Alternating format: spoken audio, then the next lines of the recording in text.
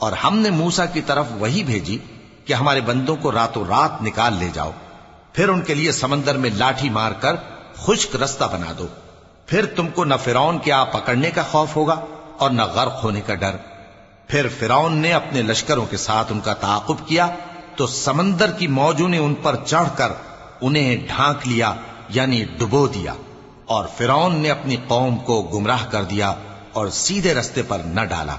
اے آل یعقوب، ہم نے تم کو تمہارے دشمن سے نجات دی اور تورات دینے کے لیے تم سے کوہ طور کی داہنی جانب مقرر کی اور تم پر من اور سلوہ نازل کیا، اور حکم دیا کہ جو پاکیزہ چیزیں ہم نے تم کو دی ہیں ان کو کھاؤ اور اس میں حد سے نہ نکلنا، ورنہ تم پر میرا غضب نازل ہوگا، اور جس پر میرا غضب نازل ہوا وہ ہلاک ہو گیا۔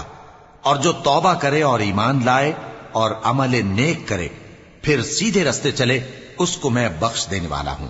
اور اے موسیٰ، تم نے اپنی قوم سے آگے چلے آنے میں کیوں جلدی کی؟ کہا وہ میرے پیچھے آ رہے ہیں۔ اور اے میرے پروردگار، میں نے تیری طرف آنے کی جلدی اس لیے کی کہ تو خوش ہو جائے۔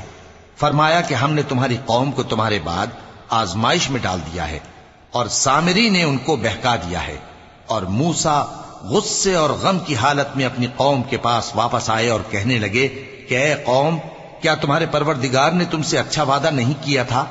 کیا میری جدائی کی مدت تمہیں لمبی معلوم ہوئی، یا تم نے یہ چاہا کہ تم پر تمہارے پروردگار کی طرف سے غضب نازل ہو، اور اس لیے تم نے مجھ سے جو وعدہ کیا تھا اس کے خلاف کیا؟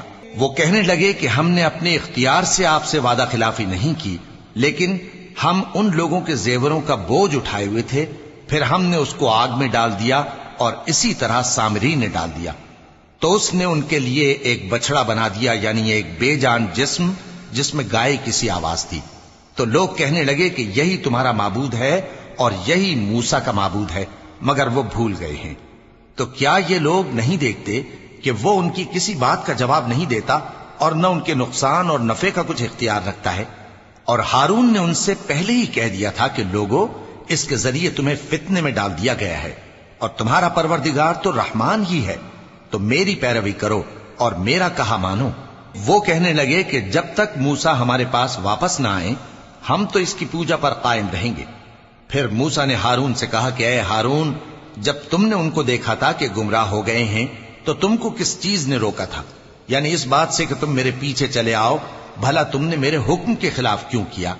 کہنے لگے کہ اے ماں جائے، میری داڑھی اور سر کے بالوں کو نہ پکڑیے، میں تو اس سے ڈرا کہ آپ یہ نہ کہیں کہ تم نے بنی اسرائیل میں تفرقہ ڈال دیا اور میری بات کو ملحوظ نہ رکھا۔ موسیٰ نے فرمایا تو اے سامری، تیرا کیا حال ہے؟ اس نے کہا کہ میں نے ایسی چیز دیکھی جو اوروں نے نہیں دیکھی، تو میں نے فرشتے کے نقش پا سے مٹی کی ایک مٹھی بھر لی، پھر اس کو بچڑے کے جسم میں ڈال دیا، اور مجھے میرے جی نے اس کام کو اچھا بتایا۔ موسیٰ نے کہا جا، تجھ کو دنیا کی زندگی میں یہ سزا ہے کہ کہتا رہے کہ مجھ کو ہاتھ نہ لگانا، اور تیرے لیے ایک اور وعدہ ہے، یعنی عذاب کا جو تجھ سے ٹل نہ سکے گا، اور جس معبود کی پوجا پر تو جمع ہوا تھا اس کو دیکھ، ہم اسے جلا دیں گے، پھر اس کی راکھ کو اڑا کر دریا میں بکھیر دیں گے۔ تمہارا معبود تو اللہ ہی ہے، جس کے سوا کوئی معبود نہیں، اس کا علم ہر چیز پر محیط ہے۔ اس طرح ہم تم سے وہ حالات بیان کرتے ہیں جو گزر چکے ہیں، اور ہم نے تمہیں اپنے پاس سے نصیحت کی کتاب عطا فرمائی ہے۔ جو شخص اس سے منہ پھیرے گا وہ قیامت کے دن گناہ کا بوجھ اٹھائے گا۔ ایسے لوگ ہمیشہ اس عذاب میں مبتلا رہیں گے، اور یہ بوجھ قیامت کے روز ان کے لیے برا ہوگا، جس روز سور پھونکا جائے گا، اور ہم گناہگاروں کو یوں اکٹھا کریں گے کہ ان کی آنکھیں نیلی نیلی ہوں گی۔ تو وہ آپس میں آہستہ آہستہ کہیں گے کہ تم دنیا میں صرف 10 ہی دن رہے ہو، جو باتیں یہ کریں گے ہم خوب جانتے ہیں۔ اس وقت ان میں سب سے اچھی راہ والا یعنی عاقل و ہوش مند کہے گا کہ نہیں، بلکہ صرف ایک ہی روز ٹھہرے ہو۔